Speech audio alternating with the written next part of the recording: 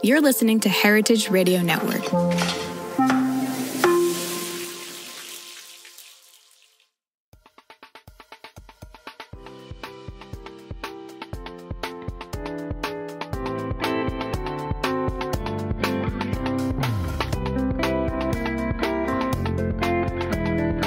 Good morning, everybody. We are live here. This is Amuse News. Thank you so much for tuning in. I appreciate everyone coming on and seeing what we're up to here. This is your destination for food news and conversation. I'm RJ. I'm the executive director of Heritage Radio Network, and I appreciate you all joining me on this journey through food. Today, I have a really exciting guest, Mark Bittman, who's really a leading voice in food and has been for decades. He's written 30 books, including How to Cook Everything and Animal Vegetable Junk, among lots of others, of course. He's the editor-in-chief of the Bittman Project. We're going to get into that, his work and the podcast and a bunch of other stuff very shortly. And he just finished basically a not worldwide, but a long food tour of a bunch of different countries, which I'm really excited to talk to him about. I want to tell you a few things that I've been listening to and reading. As always, if you see things that you think we should be paying attention to, you should please let us know and reach out because I want to hear from you. But I guess I'll start by just saying, if you got to listen to last week's interview with our intern, Jess Gingrich, about pralines, we were talking about her, the episode that she produced for Meat and Three about the kind of complicated history of pralines. This week, Gastropod talked about sugar, sugar's dark shadow, kind of a similar vein, but more, historical, goes deep on the history of sugar, specifically how relatively recently went from a luxury to an everyday ingredient, and how it kind of triggered, genocide and slavery and racism, and the Crusades turned Europeans onto sugar, and kind of the rest was a horrible history. But it was a really interesting listen. They also take a trip to southern Louisiana where they talk to Black sugarcane farmers about kind of that history. So there's a lot of similar themes in the conversation that we had last week about pralines, but complementary as well, and more kind of global history there to think about. I want to tell you that about an article I read, Time Out's 20 Best Cities for Foodies. You better pack your bags because there's only one American city on that list. I won't spoil it, but it's not on the East Coast. Time Out surveyed thousands of people around the world, asking them their food options in their city with a focus on quality and affordability. And then the editors went through the results, including the highest scoring city for each country. So the commonality, the way Time Out describes it, is that the cities on the list are either undergoing a culinary renaissance or they're particularly buzzing right now. And they did take affordability into account as much as quality. And they were trying to look for where good quality meals are accessible to travelers on every budget. There were some surprising cities on there. Mark might tell us more about some of them. Maybe he's been to some of them, but there's a lot there. And only one from the U.S., which is probably appropriate. But so check that out. And as always, I'll put the links to these things in the show notes. In the New York Times, there's an interview with the columnist Nikita Richardson, who writes Where to Eat, which is a weekly column and newsletter where she talks about dining in New York City. So that's a little bit closer to home here. But, suggestions on where to find every kind of food and how to get a table at the Impossible to Get tables at places and things like that. That was a fun thing to read and informative as well. Just a couple more things I want to tell you about. Spill and Dish, which is a podcast of the Specialty Food Association on HRN. They do a summer fancy food show preview, and talk with the founder of the New York City restaurant staple Una Pizza Napolitana, and talk a little bit about the show. I'm going to be at the fancy food show in New York. If you're going to be there, let me know. Would love to meet up. I'm doing a couple interviews, and I will be meeting some people there. So if you're going, let me know. The last thing is there is a new episode of Meat and Three called Identity Crisis, Authenticity in a Changing Food Landscape. And as I've described multiple times, our interns are amazing, and they work on these really great projects where they kind of come up with these ideas and then figure out how to build an episode. This is about this idea of authenticity and whether it's as important as we seem to think it is. They talk about biotech influence on traditional cuisine, personal reflections from international chefs, and the bounds of authenticity's usefulness as a concept. It's a really fun listen, and these interns who are working on this and the people from HRN, Taylor, H, Armin, all the rest of the team are extremely smart and really think really carefully and thoughtfully about this stuff. So you should check out Meat and Three if you haven't already. So those are my plugs for today, and I'm going to take a quick break, and then I'm going to bring on Mark Bittman. This episode is supported by HRN business member Itani Ramen, Chef Kyle Itani's expression of Japanese dining culture located in Oakland, California. At Itani, Kyle explores Japan's rich culture, focusing on traditional flavor profiles and offering an izakaya experience made up of a diversity of small bites, donburi bowls, cocktails, and plenty of ramen. Itani's sister restaurant located next door, Yonsei Hand Rolls, serves open-faced Japanese sushi hand rolls made of crisp nori, seasoned sushi rice, and top-notch fish. Itani Ramen and Yonsei Hand Rolls support HRN's creative, educational reporting and storytelling that drives conversation to make the world a better, fairer, more delicious place. All right, Mark, how are you? Ready when you are. Good. Mark, I'm going to dive right in because I think most people know a little bit about your history, if not more. But I was really interested and again, I appreciate you coming on and talking. I know you just got back from a big trip and have a lot going on, so appreciate your time. Happy to be here.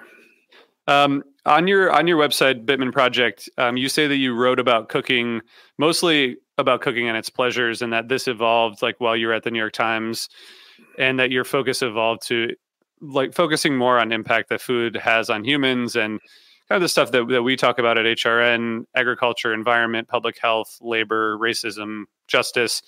I'm just curious, as a food writer who you said wrote about cooking and its pleasures, how did that evolution start? And was that uncommon at the time for a food writer to kind of start thinking about these issues more carefully?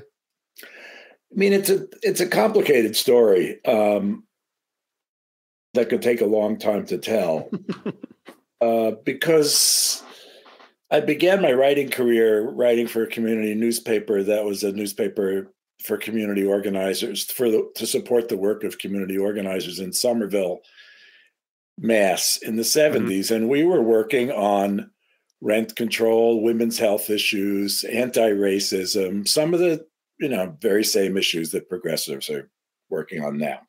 And then through a bunch of quirks and the way life is, I became a food writer. And there weren't a lot of food writers in those days. It wasn't like now. And so in the 80s and into the 90s, I was interviewing people, writing about their cooking with other people, doing my own cooking, started to write cookbooks, started to write for the Times.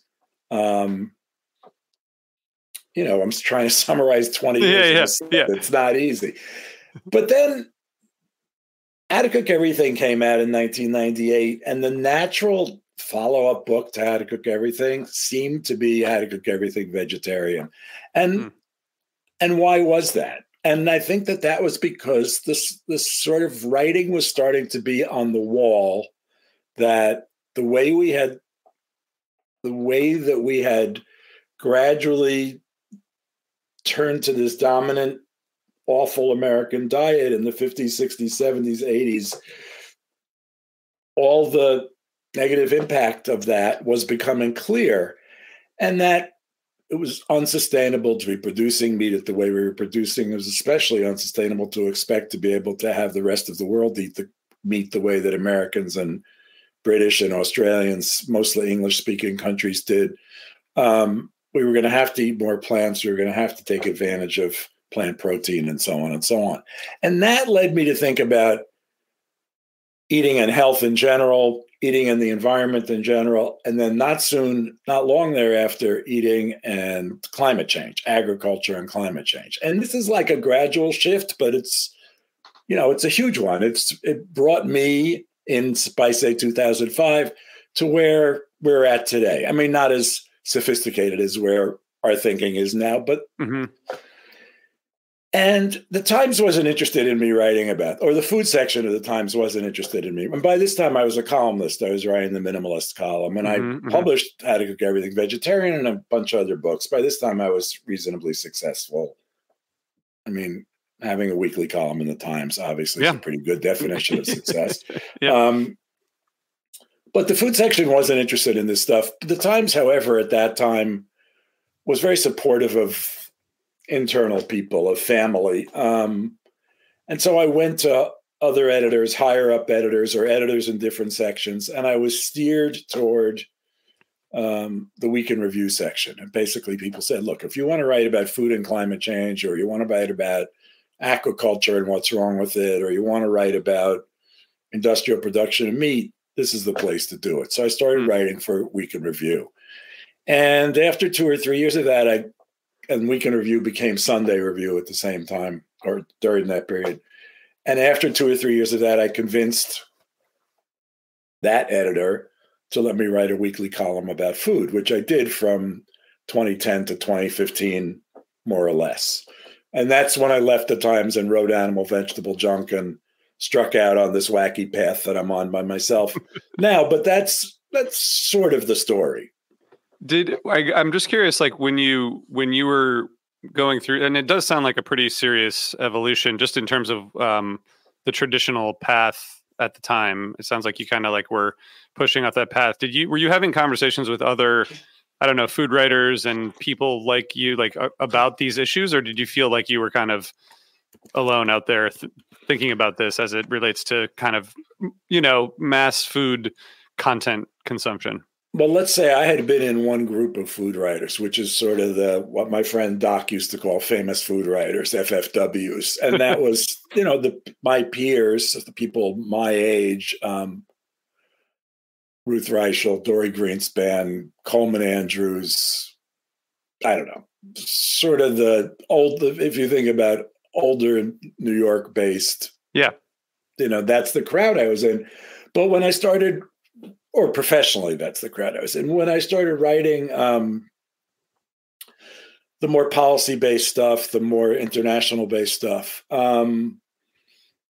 I started making different friends. And some of those people were people who came to food through policy as opposed to coming through food through cooking. So there were different kinds of people. And I want to say one other thing, which is that when I refer to myself as one of this bunch of older groups of food writers, I'm talking about people who are now in their 70s. But at that time, let's say I was in my 50s, I was meeting people who were in their 30s, even 20s, who had grown up in the food movement, who had grown up thinking about local food, who had grown up reading Omnivore's Dilemma, reading Fast Food Nation, reading Diet for a Small Planet, and had a much more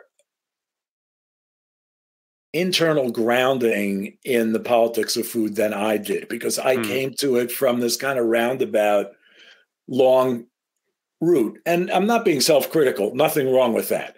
But other people had it like in their blood in a way that I didn't. And, they were, for the large part, respectful of me because I had a long career and I had a name and blah, blah, blah. But I was amazed by them because they just knew stuff in a way that they had stuff in, like I said, in their blood that I was really just kind of latching onto. So there was this professional transition of like, who do I talk to every day? And it started to be people 10 and 20 and 30 years younger than me instead of people who were my age. So that's just the way it happened. That wasn't intentional, but and this, of course, there are people my age who have great views on food and do great food writing and so on. But there is this kind of, now I'm working almost daily with people in their, let's say they're between 25 and 50 years old and not older than that.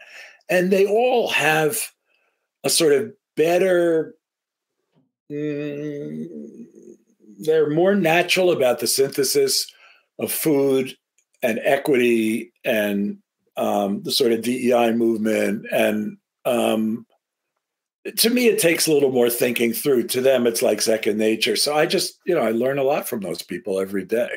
Yeah. Yeah, like I mentioned our interns, and we have cohorts of interns every year that come through HRN and learn how to, make podcasts and all that. And I've been so impressed with that aspect of the people who are coming through. It all seems very second nature in a way that I'm not a food systems expert, but I'm a progressive and I've grown up in the advocacy world, but just the way that it becomes, the way that food and food systems are tied into social justice and racism is second nature to people. And I'm in my mid 40s, so I feel very much like the next generation gets it even more naturally than I got progressive politics when I was 20, working on campaigns. It's really interesting. So is your daughter one of those people? I mean, I know she's one of the people that you work with, but was she one of these people who had this kind of perspective on food, or did that come separately? Oh, for her, it's different because she was really interested, I think more interested in books and books in general, and came to food in part because of me and in part through doing cookbook publicity 20 years ago. So her route is, everybody has their own route, right? So hers is a little different. I'm just curious. I have 3 young kids, and I can't even imagine my kids as adults, but how's that journey been? And for people who don't know, you work with your daughter on Bittman Project, and she's a co-host of the podcast. And just sort of what have you learned from that collaboration? I think, there is this sort of joke, which is that it's better to give money to your kids than to anybody else, because after all, it stays in the family. But I don't know. Kate started working with me very slowly, and it was quite natural. She was actually assigned to do publicity for a book. I can't remember which one, for a cookbook. And then she gradually took over doing publicity for all the cookbooks that I was doing, all the books that I was doing. And then she left. She was at Scribner, and she left and went to work for Martha Stewart and then the New Yorker for a while. And then she decided to freelance and do PR and social stuff. And then she decided, why not just do this stuff? Go to work with me and see what happened. And then was a period of some transition, but then we figured out, and this started to happen as I was leaving the Times, we figured out, well, let's try to do some publication that we're doing together that is really independent, and let's see how it develops. And we've been working on it for, I'd say we started in 2016, so it's 8 years now. But when we've been independent, first we were with, I can't even remember, but then we were with Medium, and then we were with Substack, and now we've been independent on our own for a couple of years, and it's going really well. I mean, we're supporting a couple of people, and we're growing, not shrinking. And if we can grow a little more, it'll be astonishingly successful, and be really happy about it. But the podcast is fun. The publication is great. I've been trying to write weekly, which is something I hadn't done since I left the Times, and really enjoying that. You mentioned my travels, and I was writing about those every week. But Kate's writing more. We sort of have some of the old usual suspects writing for us, but we're bringing in new people all the time too, and trying to keep up with the multimedia world and so on. There's a lot of challenges, but it's really fun. And we're the ones who are figuring everything out. Like, no one tells us what to do. So that's kind of cool. Yeah, that is cool.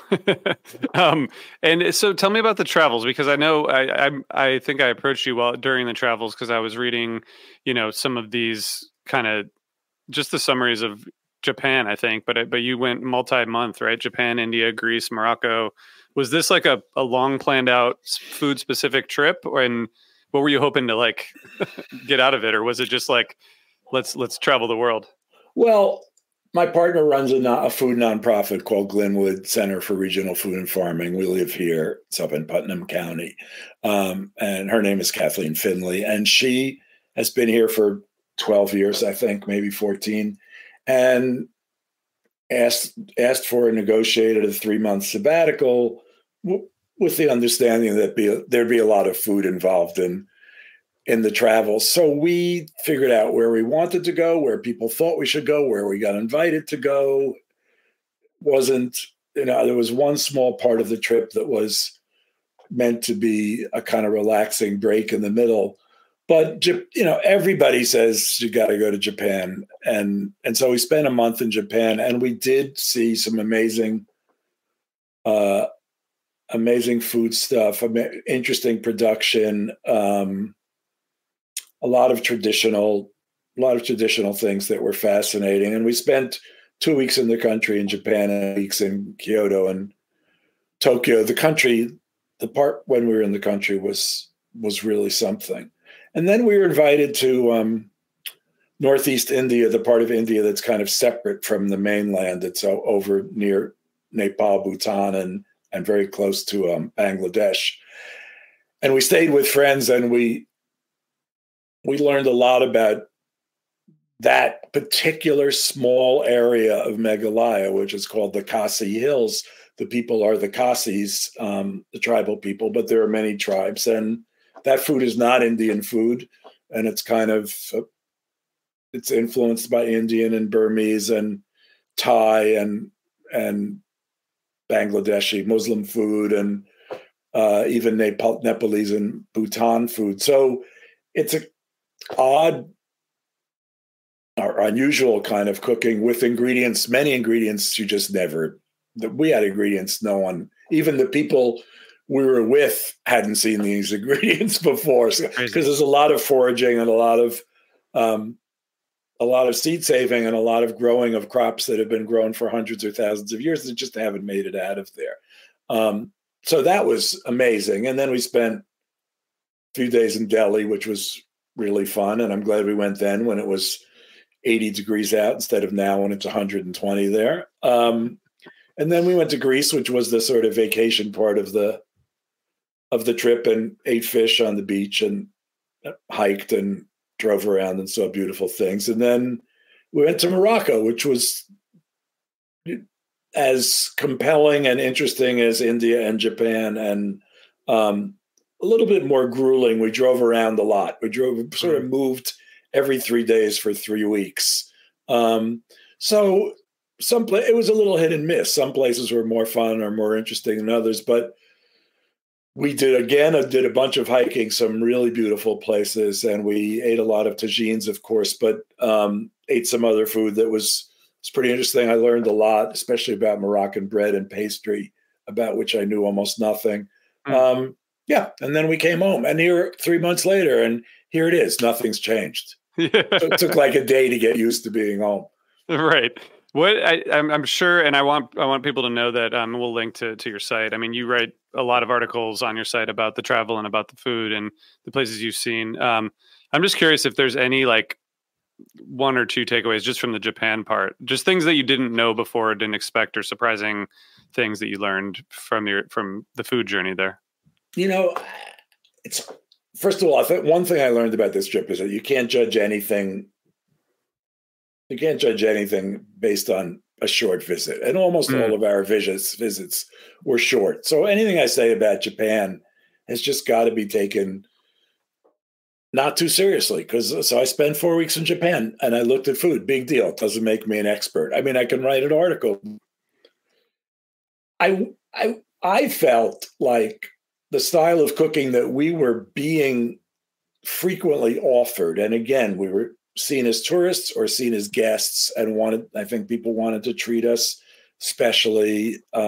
We went to yakitori restaurants. We went to places where we went to bars and ate sort of normal food. But when we were being presented food by people, we were often being given kaiseki meals, which would start with a plate or a bunch of boxes of 12 or 16 things.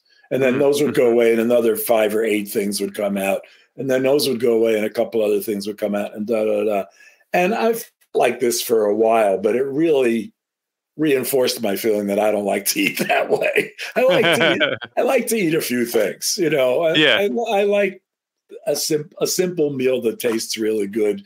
I don't like to sit there trying 16 things one after the other. And then if there's something you really like and you've only got one bite of it, I feel deprived. So that was, but having said that, for taking care of ingredients, for presenting things in an amazing way, for paying attention to what's been traditional and what's been around in their world for hundreds or thousands of years, and to to preserve the ways of cooking them and pickling them and drying them. And the Japanese have it nailed. I mean, it's really not like any place else. They have infrastructure nailed also, and they have cooperative society better nailed than any place I've ever been. And they have plumbing nailed. They have a few things nailed. That's cool. I mean, it sounds like, and like I said, you've written extensively about all this on the site, but that's cool. Thanks for kind of summarizing that. The last question I had is just, as your career, which we tried to summarize in 20 minutes, but probably missed a lot. Yeah. I know that you're kind of focused on, with the site, curating content that's brings in different voices and kind of serves some of these missions that you talked about earlier, or some of the issue areas. How is that now in like a rapidly changing media environment? Like, do you feel like this current, you mentioned Substack, like there's so many different iterations of, you mentioned Medium, and now you're here as a kind of an independent site. I'm just curious, like, how that is going in terms of giving you the freedom maybe to kind of like curate things more, or just how's it going generally as all this stuff changes constantly? It's a juggling act. We have a limited budget, so we're trying to do stuff ourselves or generate our own material. But to the extent that we can attract new people, we do. We've had a little bit of, attracting people, them writing for us for a little while, and then them going off and finding someone else to write for. I mean, I did that for years, so I can't complain about that. But we've also attracted some talent that's staying around, and we have a core of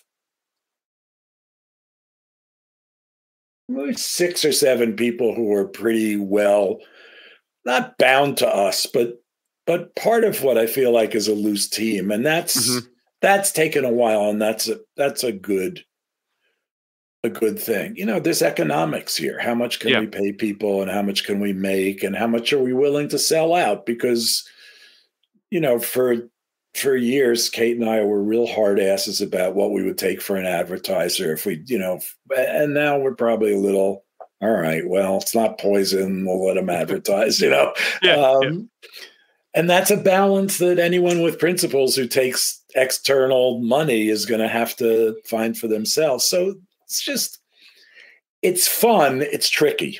Yeah. Well, I applaud. It's really cool to watch just these, and just to hear and read about your career and how you've kind of like gone from, the pinnacle of food journalism, and then you've kind of like taken your own path to try and probably address things that you care about more, which is an admirable task. And it seems like it's still creating content and people are having fun. So like, that's another pinnacle. Yeah.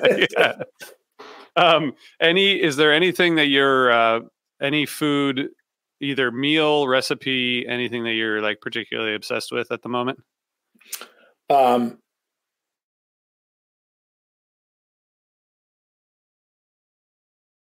Yeah, I am interested in I'm interested in doing a better job with Japanese pickles than I did before I left. I'm more interested in doing that stuff. There are a couple dishes from India from Meghalaya particularly, that I'd really like to master and make public. And the Moroccan bread and dessert thing we had some just amazing pastries in Morocco, the best pastries I've had in a long time. So that stuff occupies me. I'd feel silly not mentioning Community Kitchen, which is this nonprofit restaurant project I've been working on, just not because I want to talk about it for half an hour because you want me to, but just because it is occupying a lot of my time, and it's I'm associated with it and I'm working hard on it, among other things, obviously. And it's been something that's been a bit of a passion project for 3 going on 4 years. And now there's a small team working on that, and we're making progress on that too. So I would have felt bad letting that opportunity to say that go by. And you can edit it out if you want to. No, we're good. And I know that you wrote, I think you wrote a piece on the site about it, so we can link to that so people can read more about it. There's a Guardian piece about it also. Yeah, it's awesome. That's great. Thank you for mentioning it. It's, we're just here to if this like helps raise awareness of good food projects, then I'm all for it. So me too. So good. I appreciate you taking the time, and I hope we can talk again soon. This is anytime you like. Just like what you just said. If it's good for the cause, I'm in. Yeah. Well, I appreciate you taking the time. I hope you have a good rest of the day, and talk to you soon. And for everyone else listening, thank you. We'll be back early next week. Have a great weekend. Thanks everyone. Bye, RJ. Bye.